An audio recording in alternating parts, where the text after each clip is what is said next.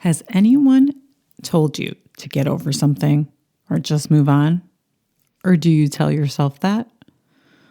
Oh, I need to just move on. I need to get over it. If so, this is the episode that you're going to keep in your pocket for the next time that happens. You're listening to the Bear in Mind Podcast, episode 171. A podcast that breaks it down so you can break the cycle for good. Now, your host, Tara Rama, but you can call her T. There was a time where a lot of my friends would tell me to get over it. And the most important question in that, if you hear it, and usually you're kind of a little bit probably annoyed by it, like someone's not accepting where you're at in life and you can't vent and all of these things, is I'm guessing you're not in that place right now. And so I want you to think about these steps I'm going to give you to actually get over it when you're ready to get over it. And a lot of times the signal is people are telling you to move on or get over it, or you're telling yourself that. Because people were telling it to me and I didn't comprehend that. I also found I was saying it to myself, and I hear my friends say it to themselves whenever they feel like they've gone on and on about some problem in their life. So the first thing to remember is, what are you getting over? What is the it? That needs definition. And I'm going to simplify that. A lot of times when people said this to me, it was when I was really not understanding my relationship with my mother. And I was frustrated, and I was talking to my friends about these things that were happening with her when I was interacting with her, and I was an adult. I was living by myself, and I'd go visit her, and then I'd rehash the event. I used to call it a post-mortem after I would see my family. And then they're like, you need to get over this. And the it isn't get over my mother or get over your ex or get over a friend or get over something in your job. The it is whatever emotion you have are kind of looping, continuously looping around. That is actually what you're getting over. And that's important to notice that, because a lot of times we think, oh, I need to get over my ex. I need to get over the fact that I didn't get this promotion at work. All of those things, it's really the emotion we're not getting through. So the it is an emotion. And at this stage, it could be several things that you're feeling. And it's not so important right now to go label it into a feeling. The only thing that is required is that you notice you're stuck, you're looping in these emotions, and acknowledge it. Give yourself that acknowledgement to yourself that, hey, I'm looping in this situation. I may be a little stuck, and that it's okay. And that people get stuck. Sometimes we go through things where there's a lot of emotions, too much for us to process in 30 seconds and move on with our day. And it shows up in our lives through maybe always talking about a certain subject with somebody and then your friends getting annoyed. Not that that was my story. That was my story. And so then it's almost like a signal when you kind of get that feedback and you notice that in yourself. Take it as a signal that your body is trying to tell you something, because that's a really important step. This is the second thing after you identify that it is an emotion. Is the second thing is to accept that, because what we have been doing and why we're stuck is because we have been resisting it, not allowing it. It's the resistance that keeps us stuck, which is so funny because we're pushing it away. We may be trying to avoid it, but really, I think most of the times when we're kind of looping, it comes from resistance. And I've used this analogy before. A lot of people in emotional health use this. It's like pushing an inflated ball down in the water, and you try to push it and exhaust yourself, and you can just stay stuck there. And it's coming from resistance. It's not coming from the actual emotion. By acknowledging it and allowing it, you can loosen that up, and just accepting that that's what you've been doing, that you're stuck, that you've been resisting it, and give a little opening to it can help create that acceptance. Accepting the stuckness is what I would call it. Accept that you've been stuck. And the next thing is to maybe, instead of thinking about getting over something or moving on, those phrases imply, I think, a lot in our culture. It implies that there's an end point, as if there's a hard, kind of this firm wall, and then you go through a door and then there's nothing more behind you. And I think the thing to remember, and this is something when I found myself stuck, is that I'm moving through it.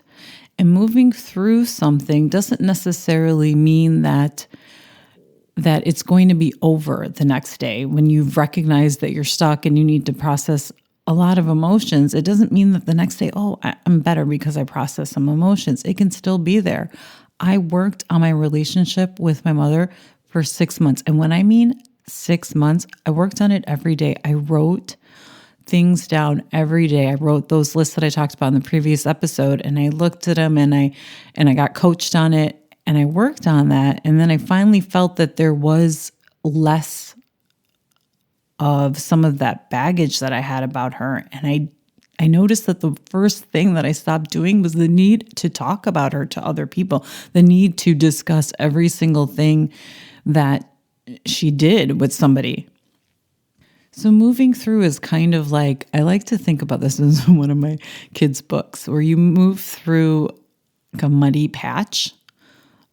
Think of like if you're on a hike or in nature or something, and there's like a long muddy patch, and you kind of can't see the end, but you can kind of see that it's going to clear up. Like not the whole place isn't always boggy, and so you can walk through it. But notice that even when you get through the really hard, muddy stuff, there is some mud still left over.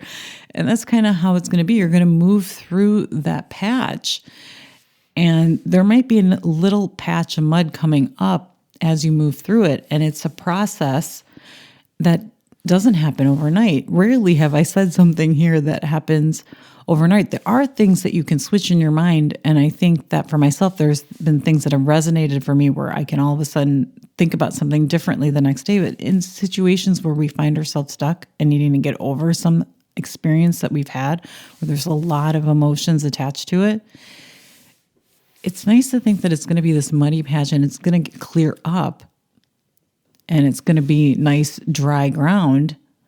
And every once in a while you might still hit it. I still hit it when I think of getting over my mother.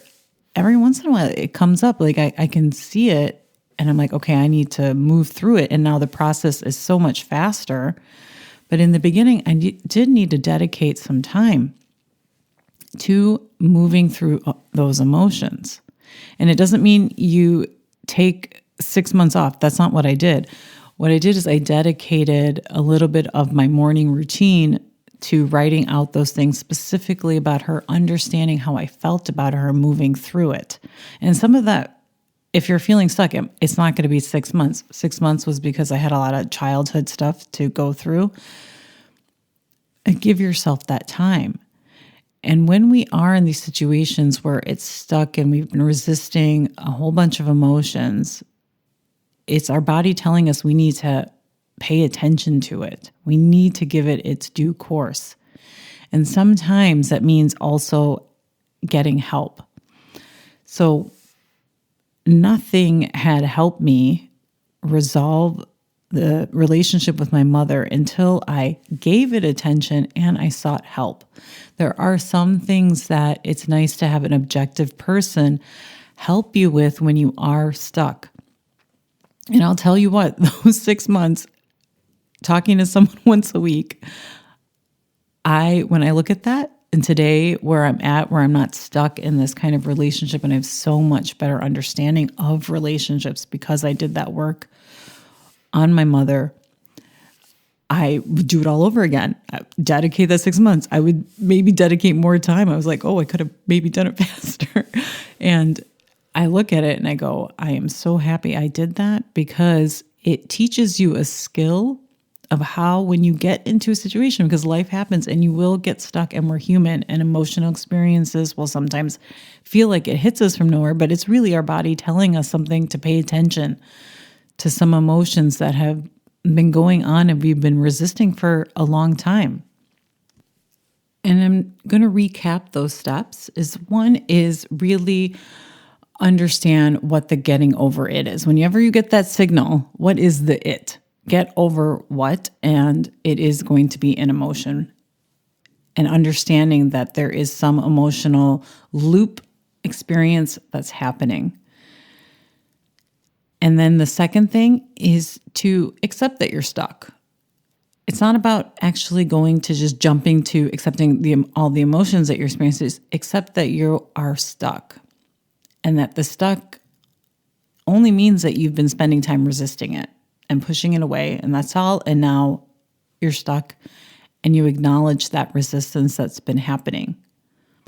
And the third thing to think about is that phrase, that it's not finite, that there isn't an end, but more of a moving through, especially for some of the bigger issues in our life where we have been stuck for many, many years. And a lot of times that has to do with childhood, is moving through it. Think about moving through it like that analogy that I used in going on a hike and you come across a muddy patch. You can use any sort of analogy like that, but it is really about moving through it, and that stuckness won't keep you in kind of a locked place. Instead, it may come up, some of those emotions, and you may need to move through it again, and it'll be faster.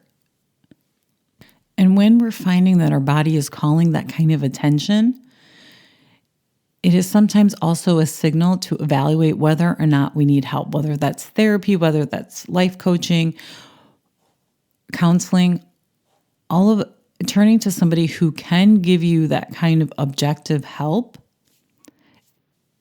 That's what that stuckness is kind of sending you, that you need to give attention and getting that kind of help that will kind of guide you through those steps and teach you some skills on, okay, I'm stuck and this is what I need to do. And recognizing when you do become stuck, that it doesn't take someone saying to you, hey, you need to get over your mother, like that happened to me. Those are the 4 steps of getting over it.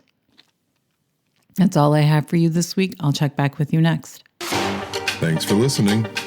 Listen for a new episode next Tuesday by subscribing on your favorite podcast platform. Bye for now.